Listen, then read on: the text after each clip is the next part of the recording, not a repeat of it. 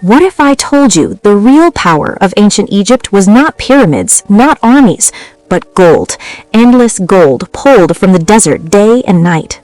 Ancient Egypt was not only a civilization of temples and kings, it was one of the earliest resource economies in human history.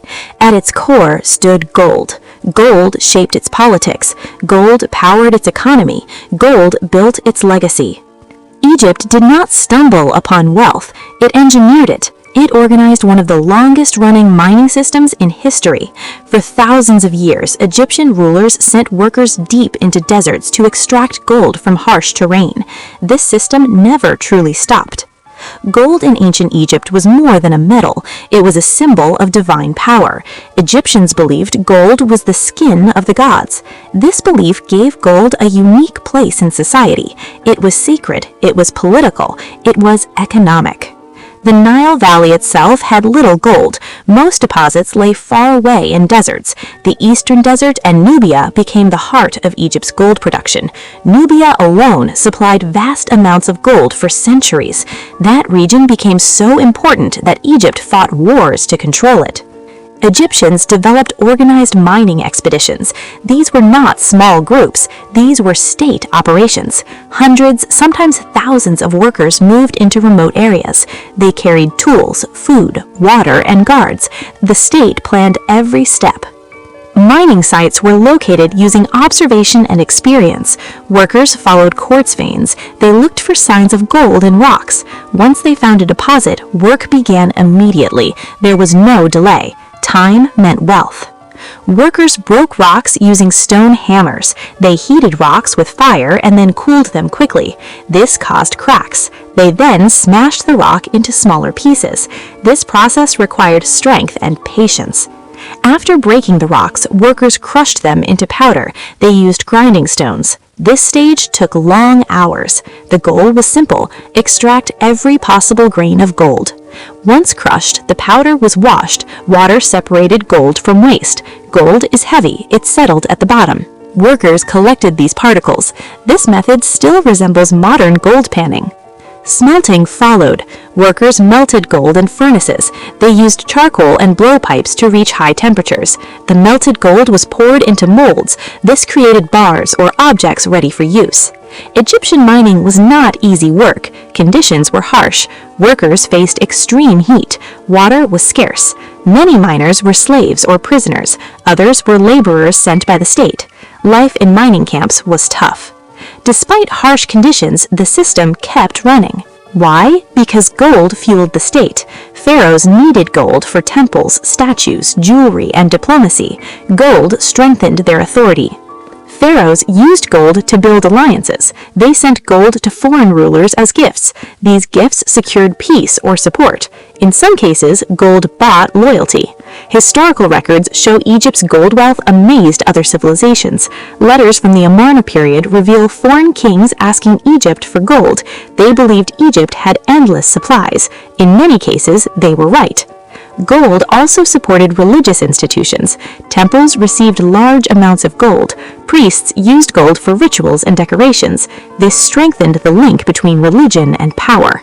Egyptian artisans turned gold into detailed objects, jewelry, masks, statues, and tools. The craftsmanship was advanced. The famous mask of Tutankhamun shows this skill.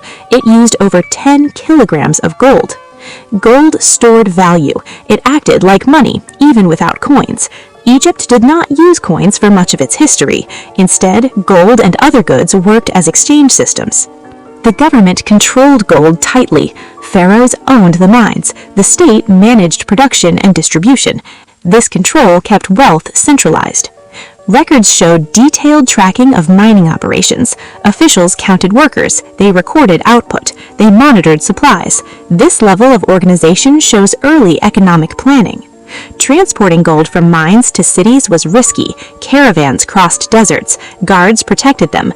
Losing gold meant losing power. Security was critical. Egypt also built infrastructure around mining. Roads connected mines to the Nile. Camps housed workers. Storage areas protected gold. This was a full system, not random extraction. The eastern desert mines were active for centuries. Sites like Wadi Hammamat became major centers. In Nubia, regions like Kush became gold hubs. These areas changed the balance of power in the region. Control over Nubia became a priority. Egypt launched campaigns to secure it. They built forts, they stationed troops, they ensured steady gold supply. Gold helped Egypt survive economic challenges. When harvests failed, gold still held value. It allowed trade with other regions. This reduced risk. Gold trade extended beyond Egypt. It reached Mesopotamia, the Levant, and even further. Egyptian gold entered global networks. It influenced other economies. At times, gold abundance caused problems. Too much gold reduced its value in trade. Foreign rulers demanded more. Egypt had to increase output to maintain influence. Mining technology improved over time. Tools became stronger. Techniques became more efficient. Egyptians learned from experience. They refined their methods. Despite improvements, mining remained labor-intensive. Machines did not exist. Human effort drove the system. This required constant supply of workers. The state often used forced labor. Prisoners of war became miners. This linked military campaigns with economic goals. Conquest meant more workers and more gold. Mining camps were isolated. Workers stayed for long periods. Supplies had to be transported regularly. Logistics played a major role. Water management was critical. Without water, operations stopped. Workers dug wells or transported water from distant sources. This added cost and effort. Egypt's gold economy lasted for thousands of years. Few ancient systems showed such continuity. Even when rulers changed, mining continued. Foreign powers later took control of Egypt. The Persians, Greeks, and Romans all valued its gold. They continued mining operations. This shows the long-term importance of Egypt's resources. Under the Romans, mining expanded further. They introduced new techniques. They increased output. Egypt remained a major gold producer. Archaeological evidence supports this story. Old mining sites still exist. Tools, inscriptions, and camps reveal the scale of operations. Some mines show signs of exhaustion. Over time, easy deposits disappeared. Workers had to dig deeper or move to new areas. Even then, the system adapted. Egyptians searched for new sites. They explored more land. They did not rely on one source.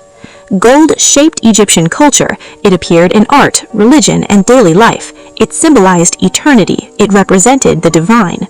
Burial practices used large amounts of gold. Pharaohs were buried with gold items. They believed it would help in the afterlife.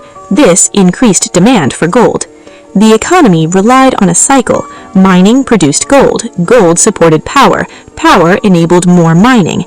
This cycle sustained the state. Without gold, Egypt would have been weaker. It would not have controlled trade as effectively. It would have less leverage in diplomacy. Gold gave Egypt a strategic advantage. It allowed long-term stability. It funded large projects like temples and monuments. Modern economists see this as an early resource economy. Egypt used natural resources to build state power. It managed supply chains. It controlled distribution. This system has parallels today. Oil economies follow similar patterns. Resource control leads to power. It shapes global influence. Egypt's example shows both strength and risk. Heavy reliance on one resource can create imbalance. It requires careful management. Despite challenges, Egypt maintained its gold economy for centuries. This shows strong governance. It shows planning and control. Many ancient civilizations rose and fell quickly. Egypt lasted longer. Its resource strategy played a role in this stability. Today, Egypt's gold legacy still attracts attention. Researchers study ancient mines. They learn about early economic systems. The story of Egypt's gold is not only about wealth. It is about organization. It is about strategy. It is about human effort. Every gold artifact tells a story. Behind each piece lies hard labor. Behind each mine lies a system. The deserts of Egypt still hold traces of this history. Old shafts, broken tools, and abandoned camps remain. These sites remind us of the scale of ancient ambition. They show what humans can achieve with limited technology. Egypt did not stop mining because it had to keep its system alive. Gold was not optional, it was essential. This constant drive created one of the first large-scale extractive economies in history. It set a pattern that still exists today. If you look at global economies now, you see similar models. Countries depend on resources. They manage extraction and trade. Egypt did this thousands of years ago. It shows how early humans understood economic power. Now think about this. Without gold, would Egypt still be remembered the same way? Gold helped build its image. It shaped its identity. It turned a civilization into a legend. If you enjoy deep insights into history, economy, and power systems, subscribe to The Financial Story now. We break down complex topics into clear and useful ideas. Your support helps us bring more research and stories like this. The gold economy of ancient Egypt was not a side story. It was the backbone of the civilization.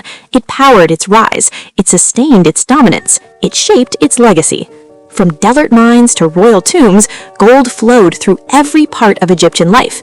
It connected labor, power, religion, and trade.